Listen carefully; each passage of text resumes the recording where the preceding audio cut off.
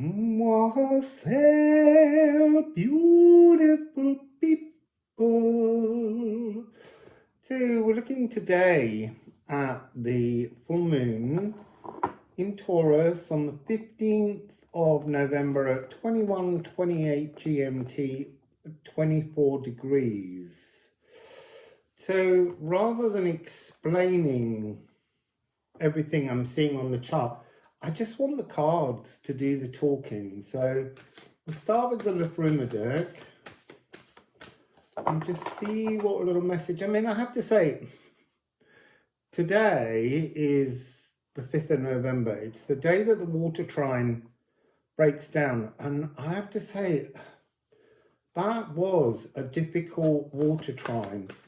You know, so many frustrations, worries, fears, all just rose to the surface, and I presented them. Ordinarily, I think there is a sense where you try to hide these things, and I just thought, look, there are all these worries and frustrations, and they're on my mind, they're in my emotions, and so I let them out, I let you see them all. And that allowed me to transform them. Today, I feel so much calmer. Do you want to go out? Go on then. No?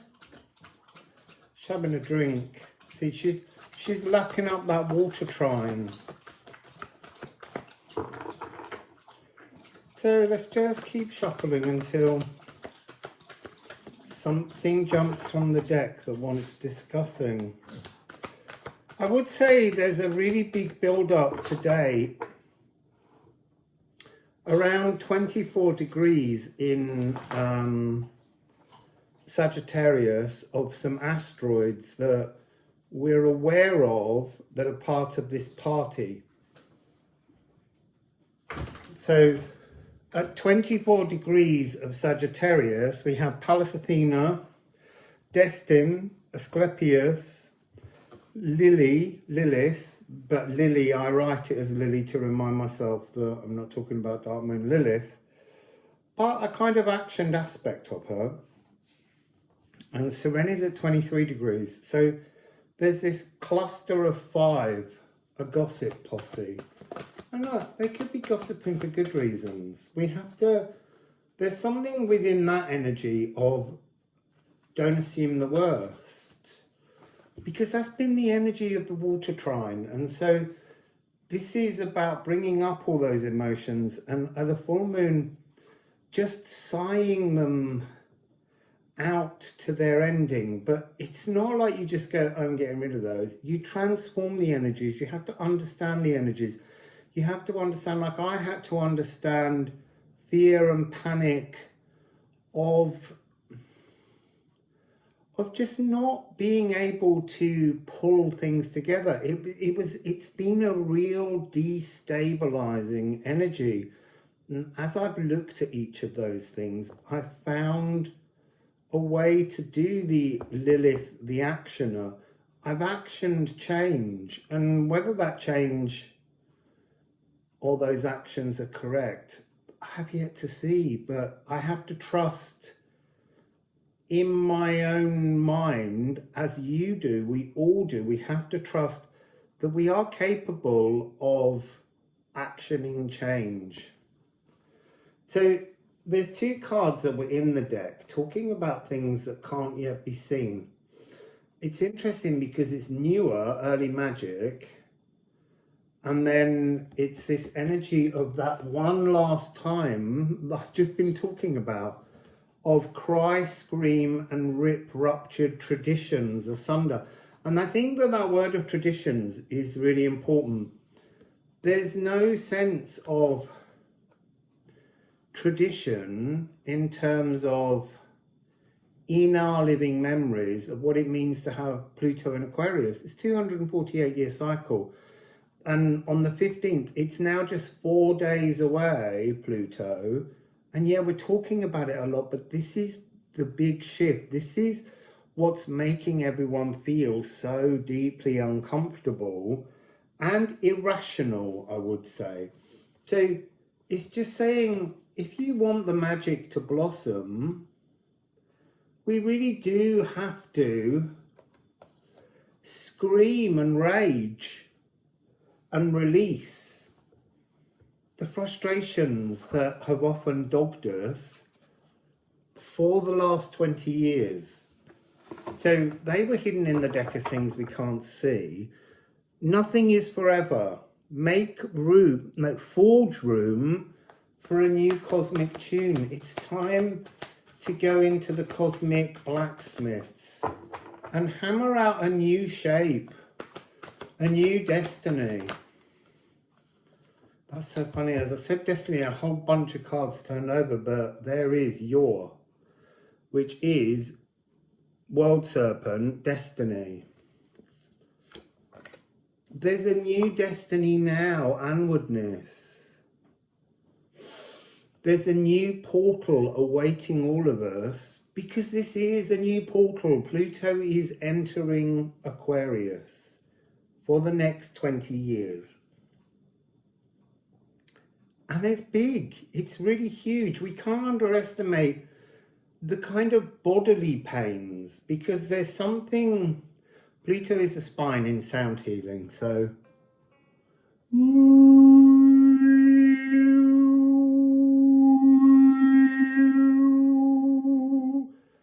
and Mars has been opposite. That's moved, they separated, but during that period they've been opposite. So it's the spine and the bones have been shifting, and that's been causing all kinds of physical pains, truly difficulties, because things are being renewed, reorganized, sorted for this new double decade. So Ego Shamir, to have the protection of ancestors, both physical and galactic, surrounding you to help you get through this period. And it's interesting that I'm going to take these two together, because it's got this energy of 5111. So you're being protected by your ancestors and by your galactic ancestors, so that you can move and shift into the now, because we are currently being gripped by the remembrances of the past, by ways in which we try to rationally, or no, I'm going to say irrationally, understand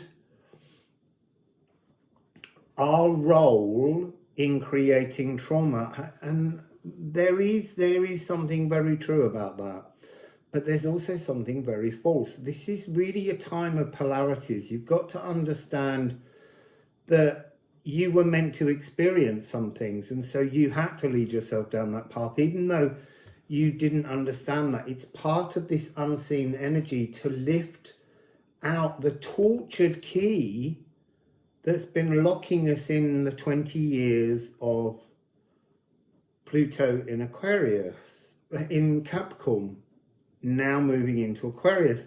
As it moves into Aquarius, we're ending with this card, which is coming up all the time at the moment. The very warp and weft, the very fabric of reality is being revealed differently. It's beginning to glimmer anew, and it's providing us with this notion that there's some transformative love hiding beneath the hurts, which, you know, it's a beautiful energy. So let's go to the musical Alchemy of Astrology deck and just follow this new moon message, the full moon message. You see, even that, the mistakes are polarities. They're worlds apart. They're in opposition, but they're quantumly entangled.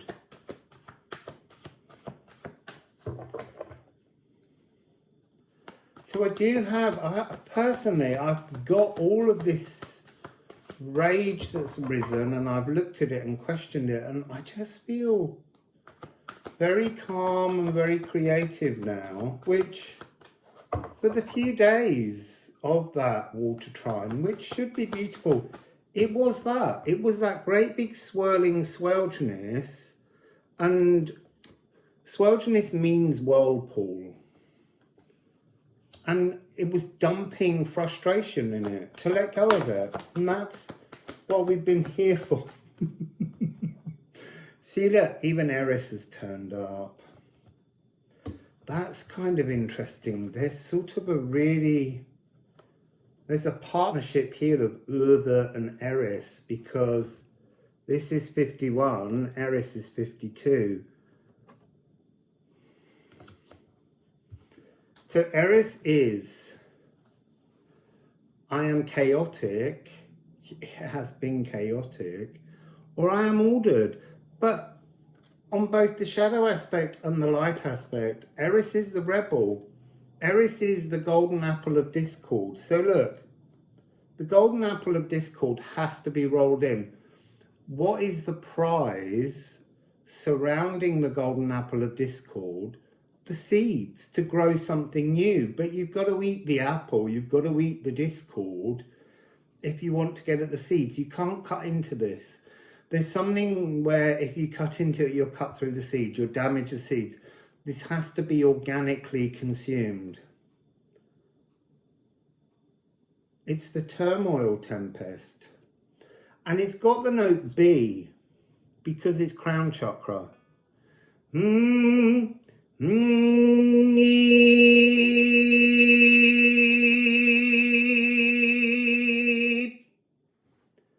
It's quite a sharp, brain refreshing energy. But I want to kind of join it.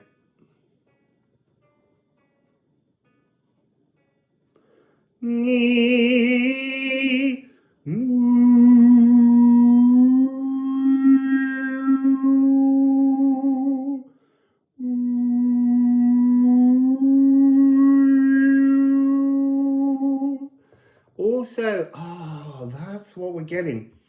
Think about the sun and the moon. So the moon is A. The sun is a fourth below.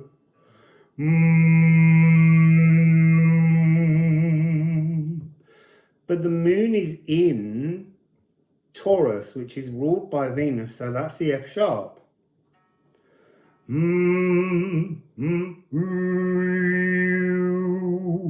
So if you take the sun and Eris, I have to turn this up so you can hear it. That's a perfect fit. The E is going to an F sharp and the B is going to a C sharp. So there's a sense of this transforming, this movement, this new energetic space. And then we have the A. So.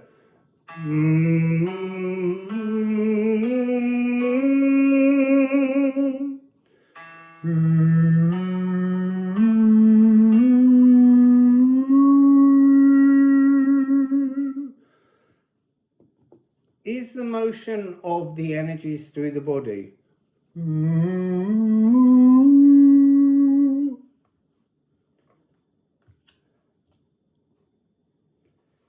So weird. I'm hearing a song I can't quite pull out. So we have one other card down here that didn't turn over. Vesta. Vesta is D. Vesta is the sacral, the inextinguishable flame, the background noise. So there's something here where what we're working on as a scale is, let me just turn that down slightly.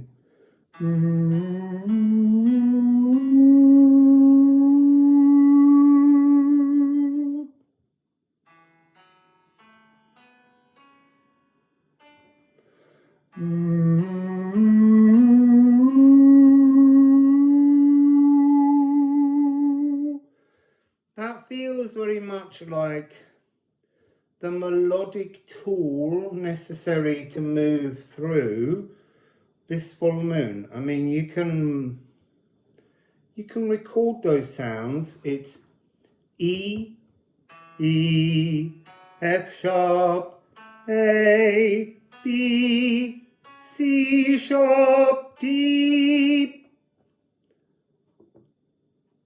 I just sing them once more. Whoops.